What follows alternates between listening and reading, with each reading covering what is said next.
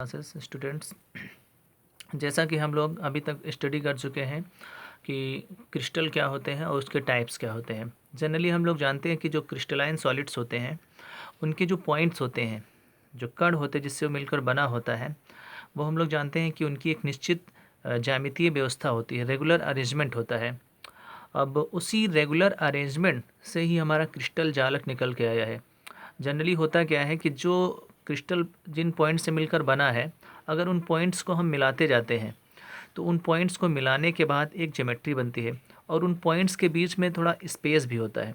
तो जब उन पॉइंट्स को हम मिलाते हैं तो 3D स्पेस में, मतलब 3D स्पेस या त्रिविम क्षेत्र में एक जो है निश्चित व्यवस्था निकल कर आती है। तो इसी व्यवस्था को जो है, नियमित व्यवस्था को ही, त्रिविम क्षेत्र में अवयवी कणों की जो नियमित व्यवस्था होती है उसी को हम क्या कहते हैं, क्रिस्टल जालक कहते हैं। और इसे स्पेस लैटिस का भी नाम दिया गया है, इसे द्विक जालक भी कहते हैं।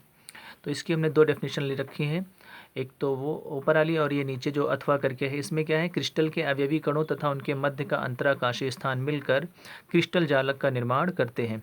तो ये होता है क्रिस्टल जालक, कि किसी अवयवी जो क्रिस्टल है उसके अवयवी कण की जो 3D स्पेस में जो अरेंजमेंट होता है उसी को हम क्रिस्टल जालक कहते हैं। जैसा कि हम देखो इस फिगर के थ्रू अभी इसको समझा रहे हैं।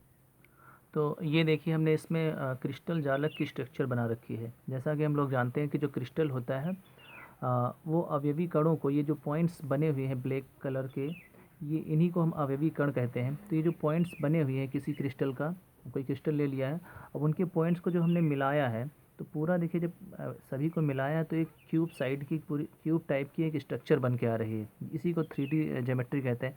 तो ये पॉइंट्स हैं और इसके बीच में देखिए स्पेस भी है। तो ये पॉइंट्स और स्पेस ये सब मिलकर पूरा जो है क्रिस्टल जालक का निर्माण करते हैं। तो इसमें देखिए जो क्रिस्टल जालक बना हुआ है, तो इसमें हम एक छोटा सा जो क्यूब है उसको हमने रिप्रेजेंट कर रखा है। 1 2 3 4 5 6 7 और 8, ये एक क्यूब बन रहा है। और इसी तरह से एक इसके पीछे भी क्यूब है जिसको हमने डिनोट कर रखा है 3 4 8 7 9 10 11 12। तो ये क्रिस्टल के जो अवयवी कण हैं, ये एक 3D स्पेस में पूरे बिखरे हुए पड़े हुए हैं। तो इस प्रकार से पूरी स्ट्रक्चर जो है निकल कर जो आती है, इसी को हम क्रिस्टल जालक कहते हैं। जैसा कि हमने इधर फिगर 1.a में बना भी रखा है। तो ये एक क्रिस्टल जालक का एक छोटा